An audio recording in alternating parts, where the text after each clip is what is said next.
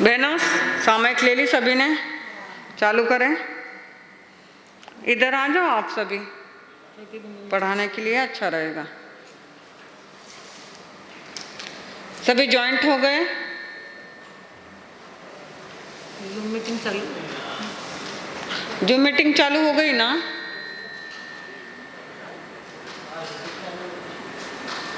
और लाइव?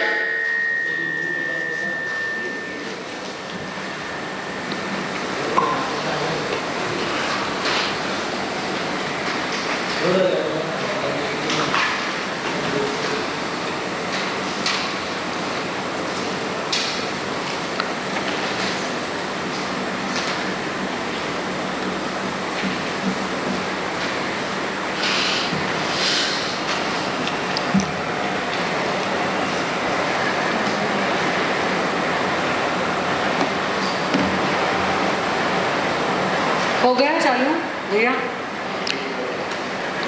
करे क्या शुरू?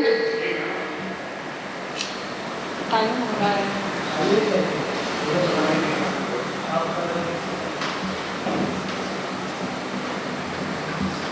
अच्छा, और झूम?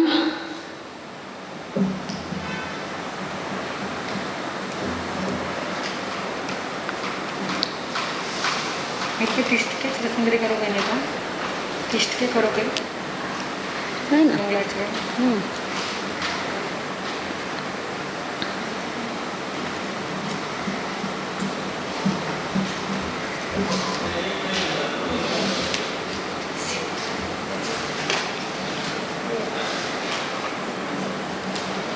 5 मिनट ज़्यादा हो गए। आज पहला दिन है ना थोड़ा।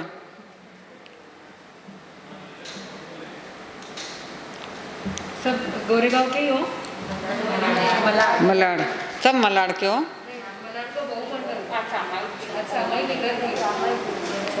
जाप, जाप दिन है आज। अध्यायानम नमो लोए सवसाहोनम ऐसो पंच नमोकारो सव पावपनाशनो मंगलानं च सवेसि परमं हवै मंगलम। सभी जने क्लास शुरू होने जा रही है। आप सभी को टॉपिक दिया है। अभी 4 दिन तक 6 आरा का क्लास चलेगा।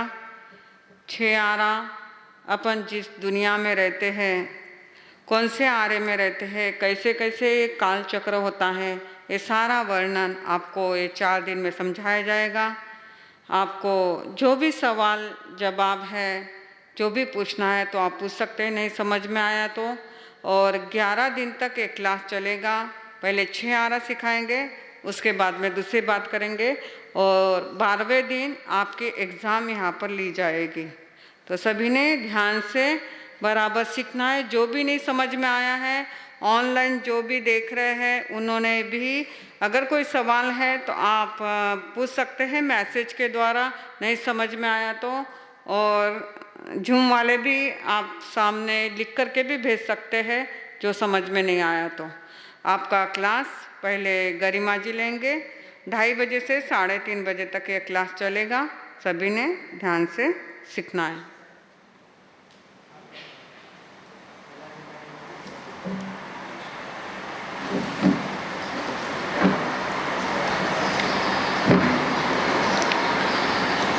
आप सभी ने काल चक्र का नाम सुना है कभी?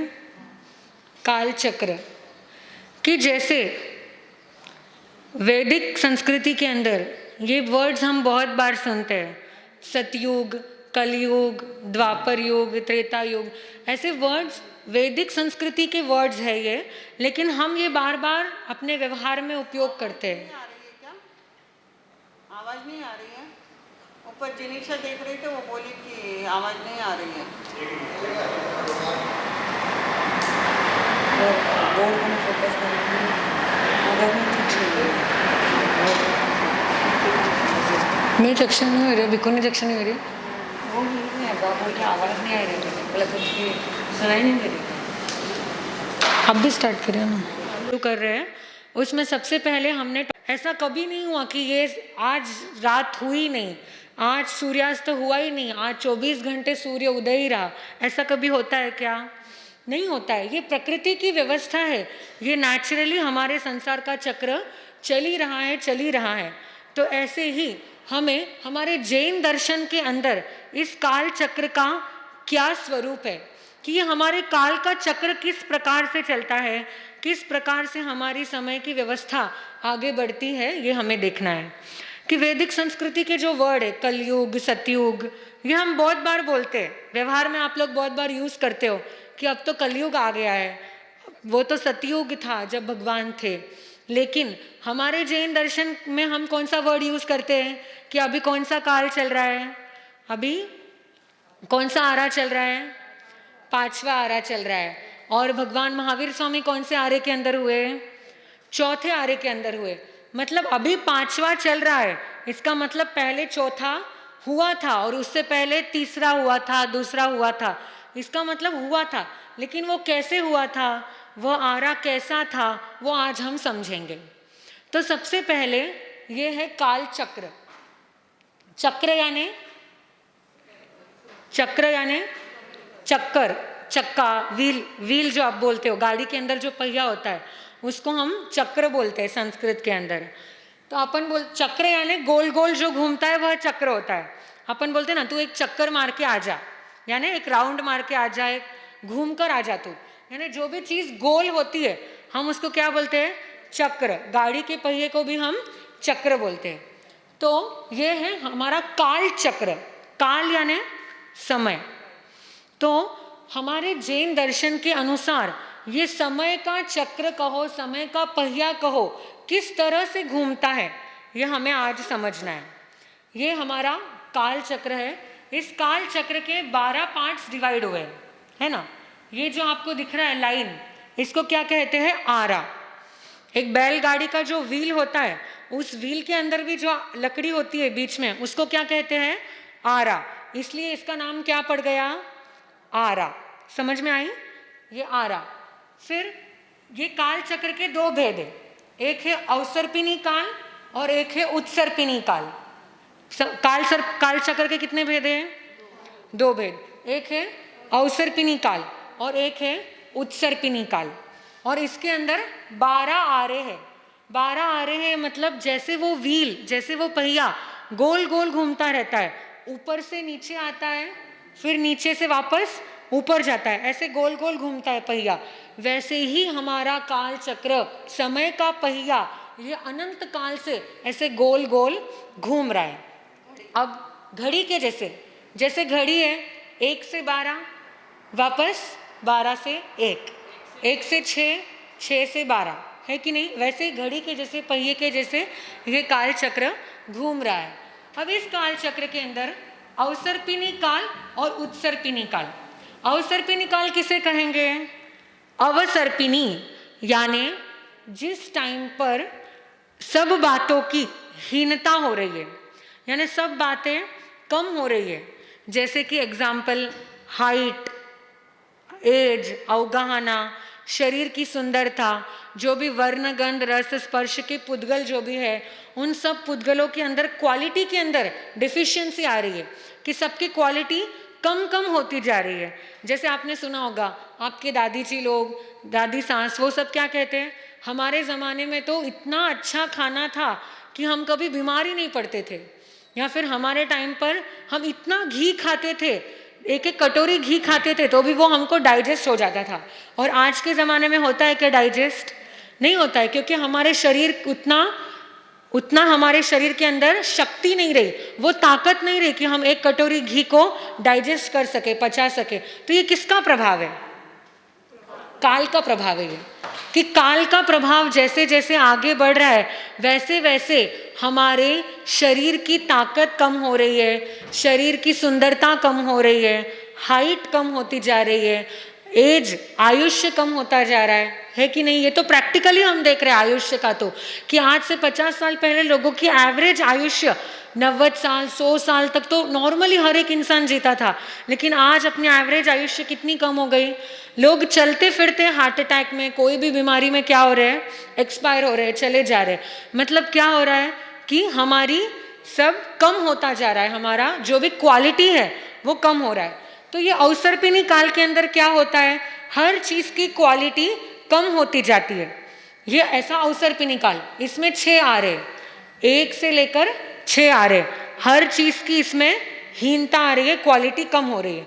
और इसका एकदम ऑपोजिट जो काल है वह है उत्सर्पिणी काल। उत मीन्स उत्थान होना, मीन्स सब कुछ अच्छा होना, उत्सर्पिणी काल। इसके अंदर क्या होगा, जो मनुष्य की हाइट, अवगाहना, एज, शरीर की सुंदरता, सुख भी कम ज्यादा होगा। अवसर्पिणी काल के अंदर सुख भी कम होते जाएगा और उत्सर्पिणी काल के अंदर सुख भी बढ़ता जाएगा, धीरे धीरे उसकी वृद्धि होती जाएंगी। जो वर्णगंध रस स्पर्श, यानी कि जो बाहर हमको नेचर, प्रकृति दिखाई दे रही है, वो भी उत्सर्पिणी काल के अंदर धीरे धीरे ब्यूटीफुल होती जाएंगी और क्वालिटी अच्छी होती जाएंगी। जो अलग अलग प्रकार के फूल है, फल है, उनके अंदर भी जो क्वालिटी है, मिठास है, टेस्ट है, हर चीज के अंदर जो बेस्ट थिंग्स होंगी वो उत्सर्पिणी काल में। पहले आरे से दूसरे आरे में ज्यादा, दूसरे से तीसरे में ज्यादा, तीसरे में चौथे से ज्यादा। ये उत्सर्पिणी काल के अंदर सब क्या होगा, सब चीजों का यानी उत्थान होगा, सब चीजें बेटर टू बेस्ट क्वालिटी की होती जाएंगी।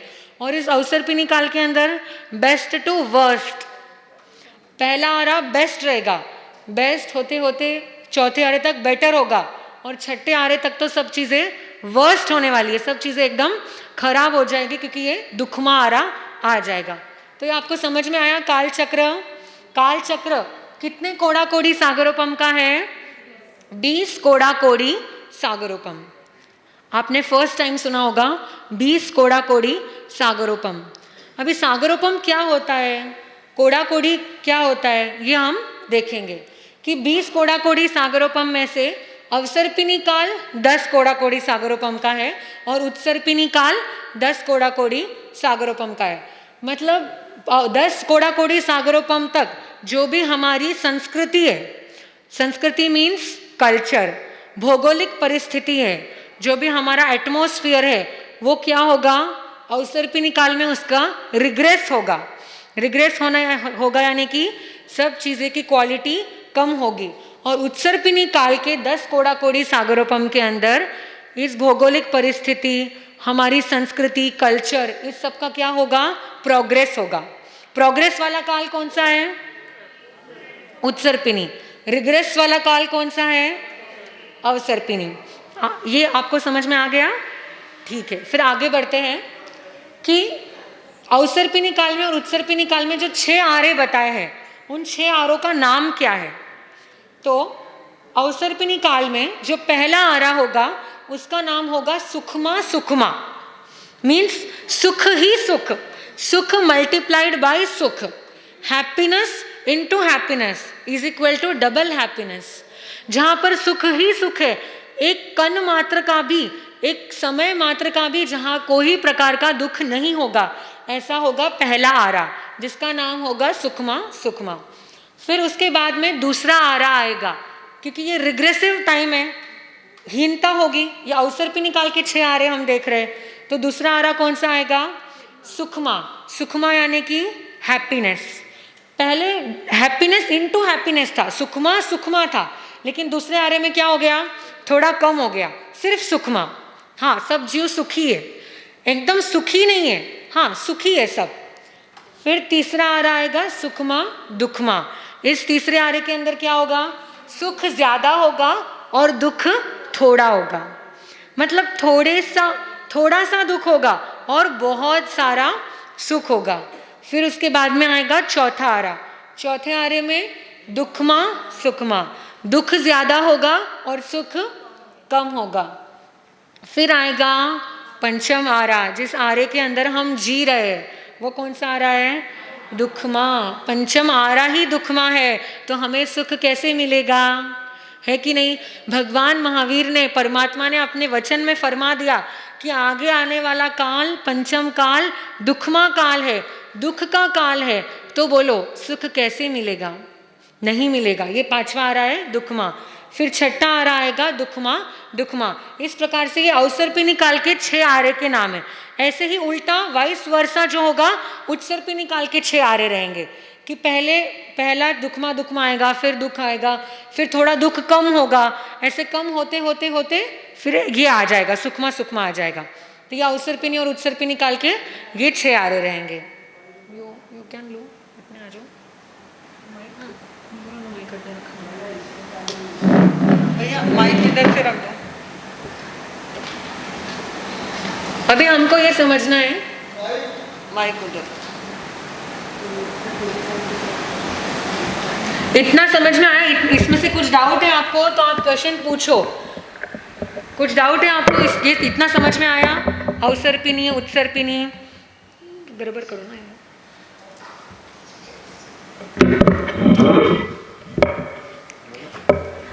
अब हम देखेंगे कि 20 कोड़ा कोड़ी सागरोपम, इतना बड़ा काल है, तो इस 20 कोड़ा कोड़ी सागरोपम यानी कितना टाइम? जैसे 1 महीना हमको पता है, 1 दिन पता है, 1 साल पता है, पर एक सागरोपम का काल कितना होता है, ये हमें एक दृष्टांत से समझना है। कि हमारे शास्त्र के अंदर एक काल्पनिक दृष्टांत दिया गया है। उस दृष्टांत से, उस एग्जाम्पल से हम समझेंगे कि एक सागरोपम का टाइम कितना होता है। तो एक सागरोपम किसे कहते हैं, उसको समझने के लिए हमें कल्पना करना है, इमेजिन करना है कि एक कुआं है, वेल एक कुआं है, और वो कुआं कितना बड़ा है? तो 1 कोस, हमारे जैन दर्शन के अनुसार 1 कोस यानी 3.2 किलोमीटर, 1 कोस यानी 3.2 किलोमीटर, और 4 कोस यानी 12.8 किलोमीटर। तो ये 4 कोस का एक योजन होता है। समझ में आया आपको? 1 कोस इज इक्वल टू 3.2 किलोमीटर और 4 कोस इज इक्वल टू 12.8 किलोमीटर। और ये 4 कोस का मतलब ही क्या होता है? 1 योजन। 1 योजन में कितने कोस है? 4 कोस। 1 योजन में 4 कोस है, और 4 कोस का 1 योजन होता है। जो हमारा एरिया है, जैसे हम बोलते हैं यहाँ से 1 किलोमीटर 2 किलोमीटर्स, ये हमारा मॉडर्न वे ऑफ कैलकुलेशन है। बट हमारे आगम का कैलकुलेशन ये है, इसको 1 योजन बोलते हैं। अब 1 योजन, इतना 1 योजन लंबा, 1 योजन चौड़ा और 1 योजन गहरा, ऐसा अपने को इमेजिन करना। एक कुआं है जो इतना बड़ा है, इमेजिन, कल्पना करो कि 12.8 किलोमीटर लंबा, 12.8 किलोमीटर चौड़ा और उतना ही गहरा, डीप, उतना ही डीप और गहरा एक कुआं है। और उस कुएं के अंदर युगलिक के बाल, युगलिक जो मनुष्य होते हैं, अभी हम आगे पढ़ेंगे, आगे बताएंगे आपको कि युगलिक कैसे होते हैं, युगलिक कौन होते हैं। पर आप इतना समझ लो अभी कि युगलिक यानी एक प्रकार के मनुष्य होते हैं जिनकी लाइफ अपन नॉर्मल ह्यूमन बीइंग से थोड़ी अलग होती है। उनकी लाइफ थियोरी, उनकी लाइफ स्टाइल थोड़ी अलग है। ऐसे युगलिक मनुष्य होते हैं। उन युगलिक मनुष्य के बाल, जो बाल होते हैं, बच्चे के बाल, उस युगलिक मनुष्य के बच्चे के बाल जो इस कुएं के अंदर ठसाठस भर दिए गए, जैसे बोलते हैं ना, इतने ठसाठस भरे हैं कि उसके ऊपर से यदि चक्रवर्ती की सेना भी निकल जाए, चक्रवर्ती की सेना में लगभग 2 करोड़ जितने लोग होते हैं पैदल सेना में, तो इतने 2 करोड़ जितने लगभग लोग भी इसके ऊपर से निकल जाए तो भी वो दबेगा नहीं। इतना ठसाठस उस कुएं को क्या किया है? भरा गया है। किससे भरा गया है? युगलिक के बच्चे के बाल से। और एक दृष्टांत आता है कि यदि उसमें बाढ़ भी आ गई तो भी वो पानी अंदर नहीं जाएगा। ऊपर से बरसात भी हो गई, नदी भी आ गई, ऊपर से नदी भी निकल गई, तो भी अंदर पानी नहीं जाएगा। इतना ठसाठस उन बालों को भर दिया गया है। अब इतना कुआं भर दिया। अभी हमने 100 साल के बाद में एक बाल निकालना, मतलब 100 साल हो गए जैसे 21वीं सदी पूरी हो जाएगी तब एक बाल निकालेंगे, 22वीं सदी होने के बाद एक बाल निकालेंगे, ऐसे 100 साल के बाद में एक बाल निकाले तो जब ये कुआं खाली होगा, अपन बस इमेजिन कर सकते, एग्जैक्टली अपन सोच भी नहीं सकते कि कितने साल लगेंगे। कितना बड़ा कुआं है? 12 पॉइंट, कितना बड़ा कुआं है बोलो? 12.8 किलोमीटर, एक योजन जितना लंबा चौड़ा गहरा कुआं, और उसमें इतने सारे बाल, वो भी ठसाठस भरे हुए। और क्या करना है अपने को? 100 दिन में एक बाल निकालना है। 100 वर्ष में, मिच्छामि दुक्कडम, 100 वर्ष के बाद में हम एक बाल निकालेंगे। और जब वो कुआं, एक बाल निकालते जब वो कुआं पूरा खाली हो जाएगा तब उसको क्या कहेंगे हम? एक पल्योपम। उस उतने टाइम को एक पल्योपम कहते हैं। पल्योपम है ना? सिर्फ अभी हम पल्योपम तक पहुंचे, अभी सागरोपम तक का सफर बाकी है। पल्योपम समझ में आ गया कि एक पल्योपम किसे कहते हैं? ये आज तक ना किसी व्यक्ति ने ऐसा कुआं बनाया है, ना किसी ने गिना है, ना कोई गिन सकता है। It is just an imagination. भगवान ने सिर्फ हमें समझने के लिए ये कल्पना शास्त्र के अंदर बताई है, तो इसे एक पल्योपम कहा जाता है। अब ऐसे 10 करोड़ पल्योपम को हम जब 1 करोड़ पल्योपम से मल्टीप्लाई करेंगे, गुना करेंगे, तब क्या आएगा? 10 कोड़ा कोड़ी पल्योपम, है ना? जब 10 करोड़ पल्योपम इंटू 1 करोड़ पल्योपम इज इक्वल टू 10 कोड़ा कोड़ी पल्योपम। तो ऐसे जब 10 कोड़ा कोड़ी पल्योपम का क्या होता है? एक सागरोपम। अभी तो कहाँ? एक सागरोपम। ये सागरोपम की पूरी व्याख्या है कि एक सागरोपम किसे कहते। अभी तक तो कहाँ पहुंचे हम? एक सागरोपम। और अपना काल चक्र कितना बड़ा है? 20 कोड़ा कोड़ी सागरोपम। मतलब इसका कितना भाग होगा? 20 कोड़ा कोड़ी सागरोपम। ये तो सिर्फ क्या है? एक सागरोपम। इससे भी कितना? 20 कोड़ा कोड़ी सागरोपम, यानी कितना काल हो गया? बहुत ज्यादा, जिसकी अपन कल्पना भी नहीं कर सकते। अपने लिए तो वही अनंत काल है, वो है नहीं अनंत काल, पर अपने लिए क्या है? अपने लिए जो अपने को समझ में नहीं आ रहा है, अपना इतना ज्ञान नहीं है कि अपन देख सकते अपने अवधि ज्ञान में, केवल ज्ञान के अंदर उस टाइम को। इसलिए अपने लिए तो ये अनंत काल के समान है, लेकिन अनंत काल नहीं है, क्योंकि ये खत्म हो रहा है। जो अनंत यानी जो कभी एंड ही नहीं होता है, जिसका कोई अंत ही नहीं है, लेकिन ये कभी ना कभी तो खत्म होगा। इसलिए इसको क्या कहेंगे हम? 20 कोड़ा कोड़ी सागरोपम। ये समझ में आया आपको? 20 कोड़ा कोड़ी सागरोपम किसे कहते हैं? और ऐसे 20 कोड़ा कोड़ी सागरोपम का क्या है? हमारा पूरा काल चक्र है। अवसर्पिणी काल कितने इसका है? 10 कोड़ा कोड़ी सागरोपम। उत्सर्पिणी काल 10 कोड़ा कोड़ी सागरोपम का है। तो अब हम नेक्स्ट देखेंगे कि इस अवसर्पिणी काल के 6 आरे कौन से।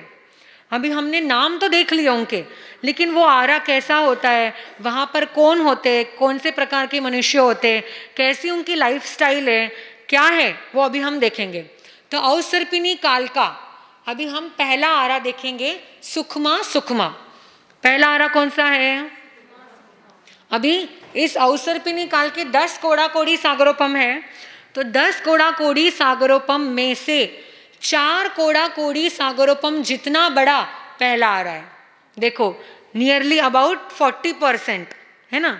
10 कोड़ा कोड़ी सागरोपम का अवसर्पिणी काल, उसमें से 40% काल कितना है? पहले आरे का काल है। कि पहला आरा कितना बड़ा है?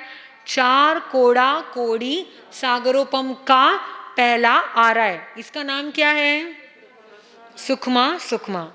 इस पहले आरे के अंदर कौन रहते हैं? तो इस पहले आरे में युगलिक मनुष्य रहते हैं। युगलिक मनुष्य यानी कौन होते हैं? अब हम समझेंगे। युगलिक मनुष्य जो स्त्री और पुरुष का एक जोड़ा होता है, वह युगल रूप में, ट्विंस, एज अ ट्विन, दोनों साथ में ही जन्म लेते हैं। बचपन में भाई बहन के जैसे रहते हैं, बड़े होने के बाद में वो ही हस्बैंड वाइफ का रिलेशन उनका बन जाता है, हस्बैंड वाइफ के जैसे रहते हैं।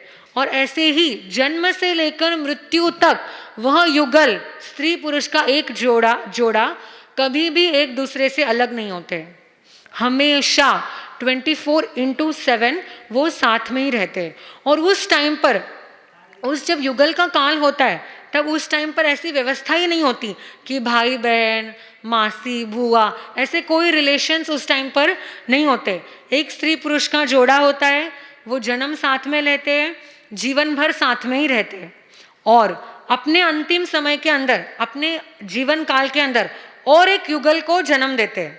जो स्त्री होती है, युगलिक की स्त्री, वो एक और युगल को जन्म देती है और वो काल कर जाते हैं। लेकिन इनमें सिर्फ एक ही स्त्री और एक ही पुरुष का जोड़ा है, तो इनके अंदर क्या है, अनेकता है ही नहीं, एकता ही है। तो उनकी फैमिली ट्री इतना ही रहता है, उनका फैमिली ट्री इतना बहुत ज़्यादा ग्रो नहीं होता है, क्योंकि एक स्त्री पुरुष के जोड़े जन्म लेता है और वही आगे एक स्त्री पुरुष के जोड़े को आगे जन्म देता है। तो ऐसा यह युगलिक मनुष्य होता है, जो इस प्रथम आर्य के अंदर, ये पहला, दूसरा और तीसरा आरा, ये जो 3 आरे, अवसर्पिणी काल के पहला आरा, दूसरा आरा और तीसरा आरा, इन तीनों ही आरों के अंदर युगलिक काल चलता है। इन तीनों ही आरों के अंदर युगलिक स्त्री पुरुष जन्म लेते हैं, युगलिक धर्म चलता है। यहाँ पर शादी, विवाह, ऐसे सामाजिक रीति रिवाज कुछ नहीं होते। कोई राजा नहीं, कोई प्रजा नहीं, सब समान, सब अपना अपना जीवन जीते। कोई किसी के ऊपर हेड नहीं, कोई किसी का नौकर नहीं, कोई किसी का मालिक नहीं, बस एक वो अपने अपने लाइफ में जीते। लेकिन उन युगलिक मनुष्यों को जीने के लिए 10 प्रकार के कल्प वृक्ष होते हैं, कि 10 प्रकार के कल्प वृक्ष से वो अपने जीवन का यापन करते हैं। क्योंकि ये जो पहला और दूसरा और तीसरा आ रहा है, ये अकर्म भूमि है। अकर्म भूमि जानते हैं आप? नहीं। अकर्म भूमि यानी जहां पर असी, मसी और कृषि, असी यानी शस्त्र, कौन चलाते हैं? क्षत्रिय लोग। जो क्षत्रिय लोग होते हैं वो क्या करते हैं? असी, युद्ध करते हैं, तलवार आदि शस्त्र आदि चलाते हैं। मसी यानी लेखन का काम, व्यापार का काम, बिजनेस, जो वैश्य कुल के लोग होते हैं, व्यापारी लोग, वह मसी। तीसरा है कृषि, कृषि यानी खेती।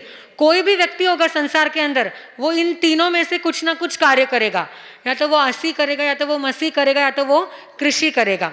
इन तीनों, ये तीनों ही प्रोफेशन है। मोटे रूप से देखा जाए तो ये 3 ही प्रोफेशन संसार के अंदर है। तो जिस क्षेत्र के अंदर असी, मसी, कृषि होती है, उसे क्या कहते हैं? कर्म भूमि। क्या कहते हैं?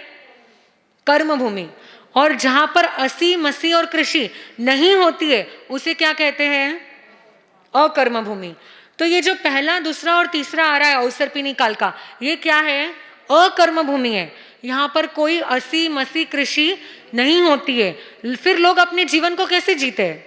फिर लोगों को खाने पीने, रहने, सोने के साधन कैसे प्राप्त होते हैं? तो 10 प्रकार के कल्प वृक्ष, ये आ रहा ही ऐसा होता है कि यहाँ पर नेचुरली 10 प्रकार के कल्प वृक्ष होते हैं, और इन 10 प्रकार के कल्प वृक्षों से वो युगलिक मनुष्य अपने जीवन का यापन करते हैं। कि एक वृक्ष होता है जो इनको मधुर फल देता है, मतंगा वृक्ष, भिंगा वृक्ष, तुड़ियंगा वृक्ष, ऐसे अलग अलग प्रकार के वृक्ष होते हैं। एक वृक्ष होता है जो इनको आभूषण देता है, एक वृक्ष होता है जो इनको यूटेंसिल्स, बर्तन जैसा देते हैं। एक वृक्ष से इनको वस्त्र के रूप में एक वृक्ष इनको काम आता है। एक वृक्ष इनको छत देता है, रहने के लिए रूफ, घर देता है। एक वृक्ष इनको 49 प्रकार के जो मधुर संगीत होते हैं, वो मधुर संगीत उनको उस वृक्ष से सुनाई देते हैं। इस प्रकार से 10 कल्प वृक्ष होते हैं। एक वृक्ष उनको प्रकाश देता है, एक वृक्ष उनको आभूषण, वस्त्र, कपड़े, मतलब जो भी जीवन उपयोगी साधन है, उन सब की पूर्ति किससे होती है? इन 10 प्रकार के कल्प वृक्षों से उन युगलिक मनुष्य की क्या होती है? पूर्ति होती है। उनको असी, मसी, कृषि करना नहीं पड़ता, क्योंकि ये कौन सी भूमि है? अकर्म भूमि। इतना समझ में आया आपको कि पहला, दूसरा, तीसरे आर्य में कौन से प्रकार के लोग रहते हैं? युगलिक मनुष्य। इन युगलिक मनुष्यों के अंदर कोई भी रीति रिवाज परंपरा सामाजिक ऐसा कुछ भी नहीं होता है, सब समान ही होते हैं। कोई देखो, और मेन बात तो यहाँ पर यह है कि यहाँ पर 10 प्रकार के कल्प वृक्ष है, वो भी बहुत ज्यादा प्रमाण में। इनकी सप्लाई कितनी है? बहुत ज्यादा प्रमाण में। और खाने वाले हैं 1 युगल, खाने वाले कम है, मतलब सप्लाई ज्यादा है और डिमांड कम है। तो वहां पर क्लेश होगा क्या? वहां पर क्लेश नहीं, वहां पर झगड़ा नहीं। अरे किसी को एक फ्रूट खाना है, एक एप्पल खाना है, और वहां पर उसके पास में लाखों एप्पल है और खाने वाला कोई नहीं है। तो जहां पर सप्लाई ज्यादा है और डिमांड कम है, तो वहां पर व्यक्ति को किसी भी चीज के लिए कंपटीशन करने की, क्लेश करने की, अपेक्षा कहो, लोभ कहो, कोई भी उसको करने की आवश्यकता ही नहीं पड़ती है। इसलिए पहले, दूसरे, तीसरे आर्य के जो ये युगलिक मनुष्य होते, इनका स्वभाव कैसा होता है? बहुत ही शांत स्वभावी, महास्वरूपवान, एकदम सुंदर, बहुत रूपवान, शांत स्वभावी, किसी से कोई लेना देना नहीं, अपना अपना अपने अपने जीवन को जीना। अब जहाँ पर सप्लाई ज्यादा है, डिमांड कम है, वहां पर तो ऐसा ही रहेगा कि एकदम कोई क्लेश नहीं, कोई झंझट नहीं। पर जहां पर डिमांड ज्यादा हो जाती है और सप्लाई कम होता है, वहीं पर क्या होते हैं? क्लेश होते हैं, क्राइम होते हैं, है कि नहीं? लेकिन यहाँ पर क्या है? सप्लाई ज्यादा है और डिमांड कम है। इस प्रकार से 10 प्रकार के कल्प वृक्ष के द्वारा ये युगलिक मनुष्य क्या करते हैं? अपने जीवन का यापन करते हैं। अब इन पहले आर्य के जो मनुष्य है, इनकी हाइट कितनी है? ऊंचाई, अपन बोलते हैं ना ऊंचाई, हाइट, तो 3 कोस की इनकी हाइट है। अपन बोलते हैं ना पालीताना कितना ऊंचा है, समेत शिखर जी कितना ऊंचा है, भगवान क्यों इतने ऊपर गए होंगे मोक्ष में जाने के लिए? उनके लिए तो वो 1st फ्लोर भी नहीं था, है कि नहीं? भगवान ऋषभ देव की अवगाहना 500 धनुष्य की थी, तो उनके लिए तो क्या 2 स्टेप चढ़ गए और पालीताना पहुंच गए। बाकी तीर्थंकर भगवान भी 4-5 स्टेप चढ़ गए और समेत शिखर जी, गिरनार जी, ऐसे बड़े बड़े तीर्थ पहुंच गए, क्योंकि उनकी हाइट कितनी थी? उतनी बड़ी थी।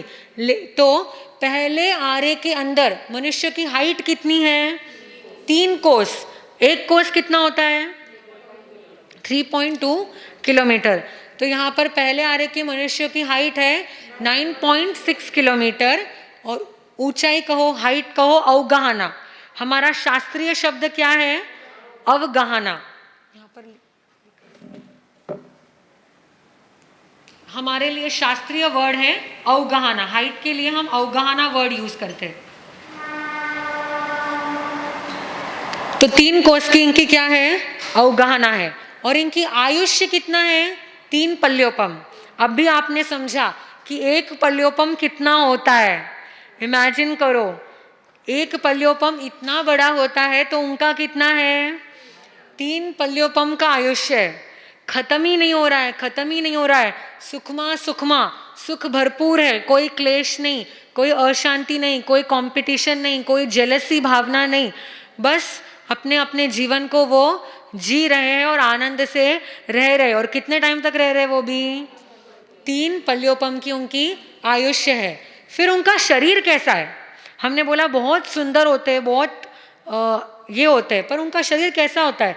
तो उनके शरीर में 256 फासलियाँ होती है। फासलियाँ यानी हड्डियाँ।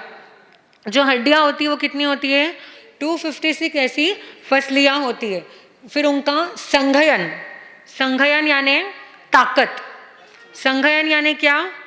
शरीर की ताकत को संघयन कहते हैं। तो इनका वज्र ऋषभ नाराच्य संघयन है, यानी इनकी हड्डियों की जो रचना होती है वो इतनी स्ट्रांग होती है, कितनी स्ट्रांग होती है कि वज्र के समान। वे वज्र ऋषभ नाराच्य संघयन क्या होता है, ये शॉर्ट में हम समझेंगे कि टाइम है क्यों? हाँ, वज्र ऋषभ नाराच्य संघयन क्या होता है? तो नाराच्य यानी एक हड्डियों की रचना इस प्रकार से होती है कि 2 हड्डियां आपस में इस प्रकार से मिली हुई, इस प्रकार से हड्डियां मिली हुई, और उन हड्डियों इन हड्डियों के ऊपर एक और हड्डी ऐसे लपेटी हुई, उसको क्या कहते हैं? ऋषभ। इस प्रकार से हड्डियां जुड़ी हुई उसको नाराज कहते हैं, और उसके ऊपर एक हड्डी लपेटी हुई उसे ऋषभ कहेंगे, और उसके ऊपर एक खिली, ये सब क्या है? ये सब हड्डियों की रचना है। ये नाराज भी हड्डियों से ही बना है, लपेटने का पाटा जो ऋषभ है वो भी हड्डियों से ही बना है, और जो किल्ली है, हड्डी की किल्ली, वो भी किससे बनी है? हड्डी से ही बनी है। तो इतना स्ट्रॉन्ग जिसका संघयन है वो कौन है? वो पहले आरेके है, और इसको कौन सा संघयन कहेंगे हम? वज्र ऋषभ नाराज संघयन।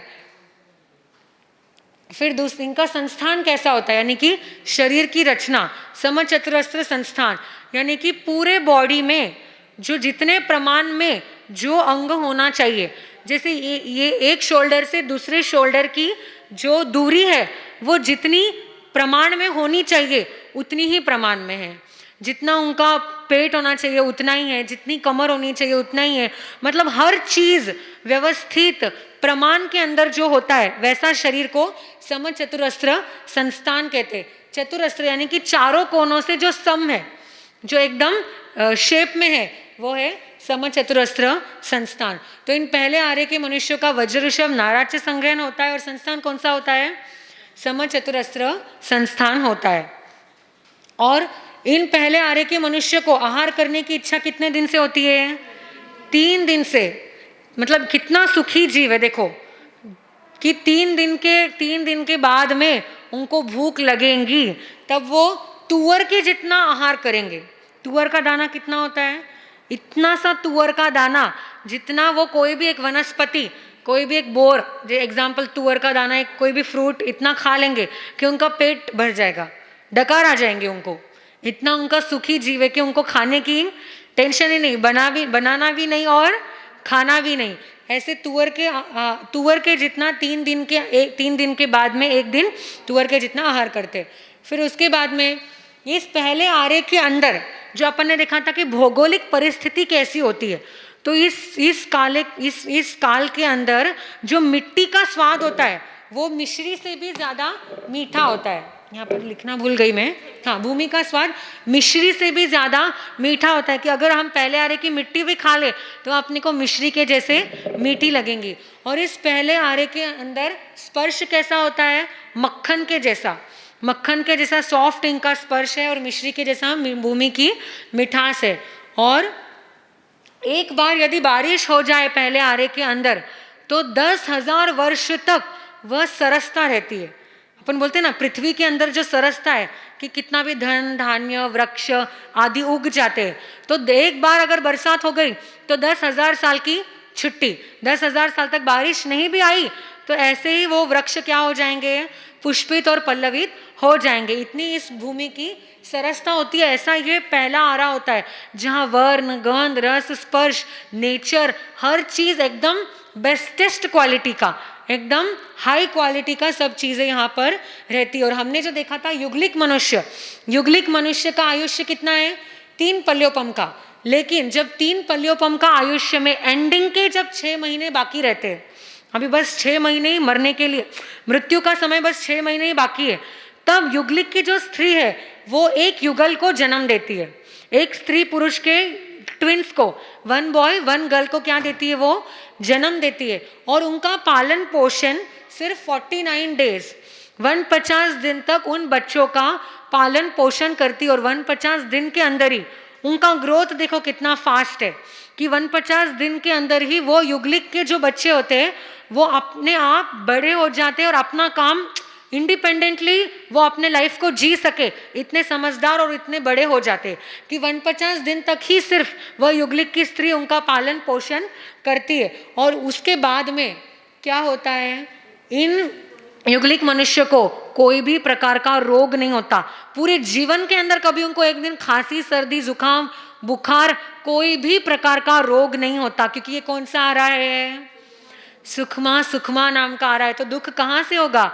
इतना सुखी इनका जीव है कि मृत्यु के टाइम पर अंतिम समय में सिर्फ युगलिक के जोड़े में से एक युगलिक को छींक आएगी और एक युगलिक को उबासी आएगी। मतलब यही इनके जीवन का बड़ा दुख यही है कि इनको बस एक छींक आई और एक उबासी आई, पर पूरे जीवन 3 पल्योपम के आयुष्य में इनको कुछ भी नहीं हुआ, कोई भी प्रकार की वेदना इनके शरीर को, ना मानसिक वेदना ना शारीरिक वेदना, मानसिक वेदना भी नहीं होगी, कोई भी प्रकार की हर्ट, अपन बोलते हैं ना हर्ट हो गए, कोई भी प्रकार से ये हर्ट नहीं होंगे, दुखी नहीं होंगे। तो क्या होगा, एक को छींक आएगी और एक को उबासी आएंगे और ये क्या हो जाएंगे, इनकी मृत्यु हो जाएंगे और ये मरकर भी कहाँ जाएंगे, मरकर देव गति में जाते हैं। नियमा पहले दूसरे और तीसरे तीनों ही आर्य के अंदर जो युगलिक मनुष्य रहेंगे वो मरकर कहाँ जाएंगे, देव गति के अंदर जाएंगे। तो इस प्रकार से ये पहले आर्य का वर्णन हमने देखा कि पहला आरा कैसे होता है, एक सागरोपम किसे कहते हैं, काल चक्र के 2 भेद और आदि आदि बातें हमने देखी। अब आगे की बात हम समय के साथ कल इसी समय पर 2:30 बजे बराबर देखेंगे। थोड़ा समय है और एक आपको बताना है कि आपने सबको प्रतिक्रमण आता है, यो मिटा दीजिए गरिमा, सबको प्रतिक्रमण आता है, किसको आता है, लगभग बहुत सारी बहनों को आता ही होगा। तो उसमें पहला पद है, पहले पद ठीक है लिख लो जल्दी जल्दी। पहले पद से अरियंत भगवान जगन्य 20 तीर्थंकर जी, उत्कृष्ट 160 तथा 170 तीर्थंकर। अब आपके मन में कभी सवाल आता है कि 160, 170, 20 तीर्थंकर, हमने सभी ने क्या सुना है कि तीर्थंकर कितने होते हैं हमारे, 24 तीर्थंकर ही होते हैं ना, पर पहले पद में आता है 20 तीर्थंकर, 160, 170, वो कैसे है तो वो हम देखेंगे। तो देखो कि 124 तीर्थंकर उत्सर्पणी काल में 24 तीर्थंकर होते हैं, उत्सर्पणी अवसर्पणी काल में 24 तीर्थंकर और उत्सर्पणी काल में 24 तीर्थंकर इज इक्वल टू कितने हुए, 48। तो एक काल चक्र में कितने तीर्थंकर होते हैं, 48 तो हो जाते हैं। पर ये 20 तीर्थंकर जो महाविदेह क्षेत्र में होते हैं, 20 तीर्थंकर विहरमान जी बोलते हैं, वह कितने होते हैं, 20। और ऐसे ही 160 और 170 तीर्थंकर होते हैं।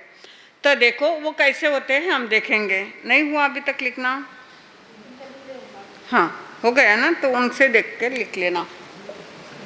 हाँ एक थोड़ा सा वित्तों में डालिए। तो कर्मभूमियाँ कितनी हैं, अब आप कौन से क्षेत्र में रहते हैं, कर्मभूमि अकर्मभूमि बता है ना, तो हम कहाँ रहते हैं, कर्मभूमि अभी आपको बताया कि जहाँ पर असी मसी और खुशी होती है उसे क्या कहते हैं, कर्मभूमि। तो कर्मभूमि कौन सी है, कर्मभूमि कहाँ पर है, तो देखो 5 भरत, लिखना बच्चे तो लिखते जाना, मैं दोनों क्या करूँ, 5 भरत, 5 ऐरावत और 5 महाविदेह। हाँ 5 भरत, 5 ऐरावत और 5 महाविदेह, ये कितने हो गए टोटल, 15 कर्मभूमि हो गई ना, समझ में आया, 15 कर्मभूमि। पर ये 15 कर्मभूमि और 15 कर्मभूमि में क्या होता है कि ये काल चक्र चलता रहता है।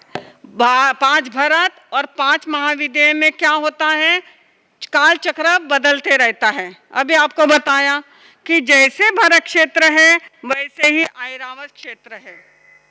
आवाज थोड़ा कम करो। 5 भरत है ऐरावत है, वैसा ही ये दोनों सेम है, यहाँ पर बदलते रहता है। यहाँ पर आरे 6 होते हैं, भरत क्षेत्र में भी और ऐरावत क्षेत्र में भी 6 आरे होते हैं। पर महाविदेह क्षेत्र कभी वहाँ पर समय बदलता नहीं है, एक जैसा ही समय वहाँ पर रहता है। वहाँ पर हमेशा कौन सा आरा रहेगा, हाँ बोलो, चौथा आरा ही वहाँ पर रहता है, हमेशा चौथा आरा रहेगा। यहाँ पर अभी कौन सा आरा चल रहा है, 5वां आरा। ऐसे यहाँ पर बदलता रहेगा भरत क्षेत्र में और ऐरावत क्षेत्र। एक क्षेत्र कौन सा है तुम्हारा, बोलो थोड़ा थोड़ा। भरत क्षेत्र है ना, ये भरत क्षेत्र है। बोलो 15 कर्मभूमि कौन सी? 5 भरत, 5 ऐरावत, 5 महाविद्य। ये तीनों मिलकर के कितनी हुई? 15 कर्मभूमि। ये तीनों ही क्षेत्र में असी, मसी और कुशी तीनों प्रकार के जहाँ पर व्यापार होता है उसे कर्मभूमि कहते हैं।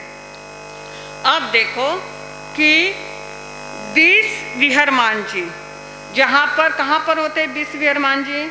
महाविद्य क्षेत्र में। महाविद्य क्षेत्र कहाँ पर है? ये तो भरत क्षेत्र है, ऐसे के ऐसे ऐरावत क्षेत्र है। जैसे ये भरत क्षेत्र है वैसे के वैसे ऐरावत क्षेत्र है। पर महाविद्य क्षेत्र भी नाम सुना है। महाविद्य क्षेत्र कहाँ पर है? कि देखो इसी जम्बू द्वीप में महाविद्य क्षेत्र है। महाविद्य क्षेत्र में हमेशा तीर्थंकर होते हैं। यहाँ पर है क्या? अभी तुम्हारे सामने कोई तीर्थंकर है? सिर्फ साधु साध्वी, तीर्थंकर नहीं है। पर महाविद्य क्षेत्र में हमेशा चौथा आरा होता है। और आपने देखा है कि चौथे आरे में हमेशा तीर्थंकर का जन्म होता है। भगवान महावीर स्वामी कौन से आरे में हुए हैं? तीसरे और चौथे आरे में तीर्थंकरों का जन्म होता है। पर वहाँ पर हमेशा चौथा आरा रहता है और तीर्थंकर हमेशा रहते हैं। तो कितने तीर्थंकर हैं वहाँ पर? अभी भी हैं वहाँ पर महाविद्य क्षेत्र में। इसीलिए तो हम क्या कहते हैं कि हमारा जन्म कहाँ पर हो? महाविद्य। आवाज नहीं, इसमें आवाज नहीं तो उधर नहीं जाएगी आवाज।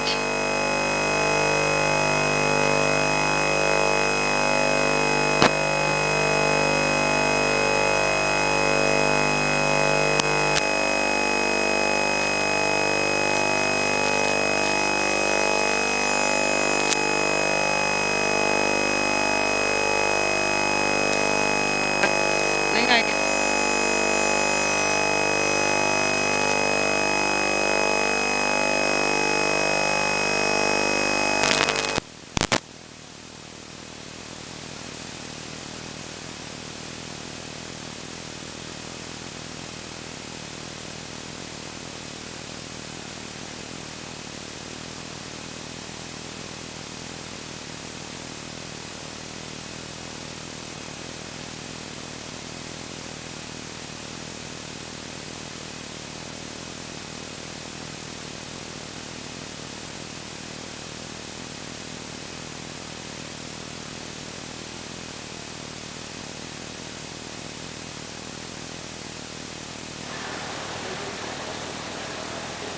बंद, अचानक बंद कैसे हो गई?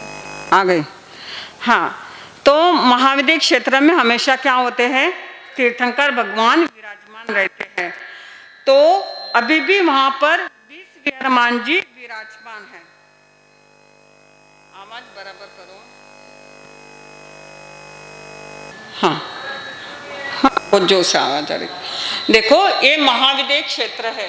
ये महाविद्य क्षेत्र, बराबर करो आवाज। महाविद्य क्षेत्र, महाविद्य क्षेत्र तो ऐसे 5 भरत है, 5 ऐरावत है। मतलब एक भरत जो है वो एक भरत हुआ। हम ये इतनी बड़ी दुनिया है वो एक भरत हुआ। ऐसे कितने हैं? 5। ऐसी ऐसी दुनिया 5 है। इतने बड़े बड़े 5 भरत है, 5 ऐरावत क्षेत्र है। 5 भरत क्षेत्र है, 5 ऐरावत क्षेत्र है और 5 महाविद्य है। एक महाविद्य इतना बड़ा है, इतना बड़ा है। ऐसे कितने हैं? 5 महाविद्य। तो इस महाविद्य में ये पूर्व महाविद्य है, ये ऐरावत क्षेत्र है, भरत क्षेत्र है। तो ये महाविद्य क्षेत्र है, ये पूर्व, ये पूर्व और ये पश्चिम। पूर्व महाविद्य और पश्चिम महाविद्य। क्या हुआ? नहीं समझ में आया कुछ? हाँ, पूर्व महाविद्य और पश्चिम महाविद्य। तो यहाँ पर पूर्व महाविद्य में क्या होते हैं कि एक महाविद्य में बीच में से एक मेरू पर्वत जाता है। एक क्या होता है? एक मेरू पर्वत महाविद्य, आपने नाम तो सुना है ना मेरू पर्वत का? मेरू पर्वत जाता है तो मेरू पर्वत के कारण से क्या हो गया, इसके दो भाग हो गए, एक पूर्व महाविद्य हो गया, एक पश्चिम महाविद्य है। तो ऐसा ही देखो, ये हॉल है, ये हॉल में अगर यहाँ पर एक बड़ा सारा कोई वृक्ष हो जाए या कोई पार्टीशन हो जाए तो इसके क्या हो जाएंगे, पूर्व और पश्चिम हो जाएगा। इसी तरह से ये दो भाग हो गए, पूर्व महाविद्य और पश्चिम बन गया। आपके यहाँ पे बॉम्बे में कैसे ईस्ट और वेस्ट हर क्यों आ गया, क्योंकि रेलवे स्टेशन आ गया इसलिए दो भाग हो गए। तो वहाँ पर भी क्या हो गया, मेरू पर्वत जो कितना बड़ा है, 1,00,000 योजन वाला मेरू पर्वत है, इतना बड़ा आने से अलग दोनों भाग हो गए। तो ये पूर्व महाविद्य में से क्या होता है, इस पूर्व महाविद्य एक महाविद्य हो गया, इसमें ही क्या हो गई, एक नदी निकल गई। पूर्व महाविद्य में से एक नदी निकल जाने से और उसके दो भाग हो गए, पूर्व महाविद्य के क्या हो गए, दो भाग हो गए। अब ये पार्टीशन का इधर का हॉल है, तो इसमें से बीच में से नदी आने से क्या हो जाता है, एक इधर का भाग और उधर का भाग। तो उस नदी का, कौन सी नदी निकली है, सीता नदी। सीता नदी निकल जाने से उसके भी दो भाग हो गए, और इधर से भी एक नदी निकल गई है पश्चिम महाविद्य से। समझ में नहीं आ रहा है? पश्चिम महाविद्य में से भी एक नदी निकल गई जिसका नाम है सीतोदा नदी। तो कितने भाग हो गए महाविद्य क्षेत्र के, 4 है ना। पूर्व महाविद्य के 2 और पश्चिम महाविद्य के 2 भाग हो गए, कितने हो गए, 4 हो गए। फिर वहाँ पर एक एक महाविद्य में 8-8 विजय हो गए, कितने हो गए, 1 2 3 4 5 6 7 8 है। इसमें एक महाविद्य में ये 8 तीर्थंकर, यहाँ पर 8, यहाँ 8, ये 8, ये कितने हो गए, 32 विजय हो गए। कितने, 32 विजय, 32 विजय, 32 इंटू 5 महाविद्य, 32 इंटू कितने होते हैं, 32 इंटू कितने होते हैं, 160 तीर्थंकर, 160 हो गए। मतलब हर विजय में क्या होते हैं, तीर्थंकर होते, एक एक विजय में एक एक तीर्थंकर जन्म लेते हैं। तो कितने हो गए, 160 हो गए। ये कितने हो गए, ये समझ में आया, 32 विजय है। तो ये 32 विजय में हर इसमें तीर्थंकर जन्म लेंगे। तो 32 विजय इंटू 5 महाविद्य, मतलब एक महाविद्य ऐसे ही 5 महाविद्य, तो कितने हो गए, 160। और 160 फिर क्या है, ये भरत क्षेत्र में 5 भरत क्षेत्र है, तो एक एक तीर्थंकर जन्म लेंगे। तो 5 भरत में कितने हो गए, 5 तीर्थंकर, 5 तीर्थंकर। और ऐरावत क्षेत्र में एक एक, ऐरावत क्षेत्र में एक एक तीर्थंकर जन्म लिए, तो कितने हो गए, 5, कितने हो गए, फिर 10, ये इसमें 10 मिलाए तो कितने हो जाएंगे, 100।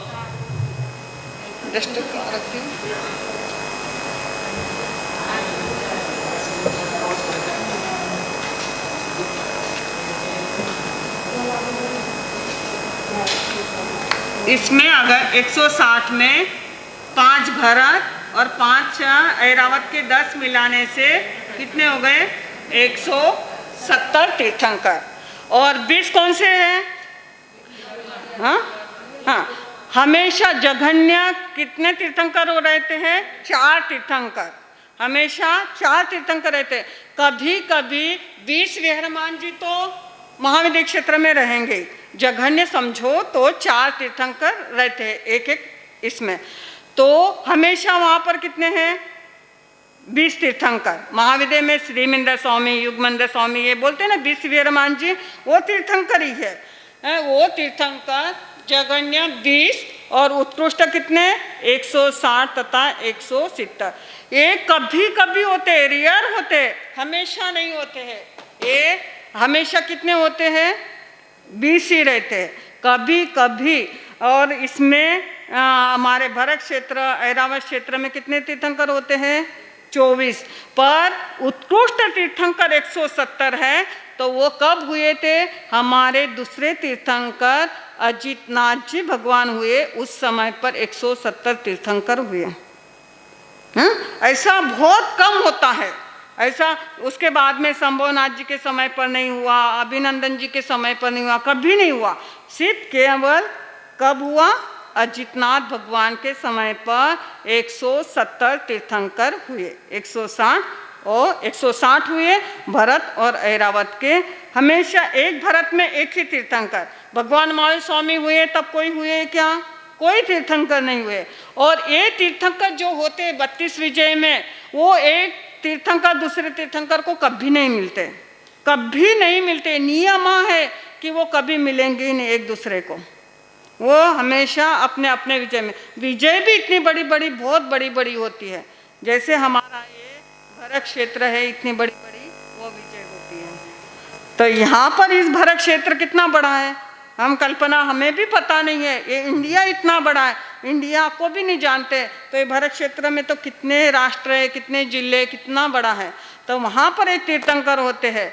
तो ऐसे 5 भरत में 5 तीर्थंकर, ऐरावत में 5, ऐरावत में 5 तीर्थंकर, और 5 महाविद्यालय में कितने? 4 तीर्थंकर होते हैं। हमेशा कितने होते? जघन्य 4 तीर्थंकर। और कभी कभी रेयर कितने होते हैं? 160 तीर्थंकर। और कुल मिलाकर के 170 तीर्थंकर। समझ में आया? दूसरे पद सिद्ध भगवान, पहले पद से अरियंत भगवान जघन्य 20 तीर्थंकर जी, उत्कृष्ट 160 तथा 170 तीर्थंकर इसमें विचरण करते हैं। तो ये कितने हो गए? समझ में आ गया? एक बार बोलोगे आप कैसे? जघन्य 20 तीर्थंकर जी तो पता ही है महाविद्य क्षेत्र में। तो ये महाविद्य क्षेत्र में एक क्या जाता है? मेरू पर्वत, जो बहुत बड़ा मेरू पर्वत है, 1 लाख योजन का। वो जाने से बीच में से तो उसके 2 भाग हो गए, एक पूर्व महाविद्य हो गया, एक पश्चिम महाविद्य हो गया। पूर्व महाविद्य में से कौन सी नदी जाती है? सीता नदी। तो उसके क्या हो गए? 2 भाग हो गए, तो 2 महाविद्य हो गए। और पश्चिम में कौन सी नदी जाती है? सितोदा नदी। तो उसके भी क्या हो गए? 2 भाग हो गए।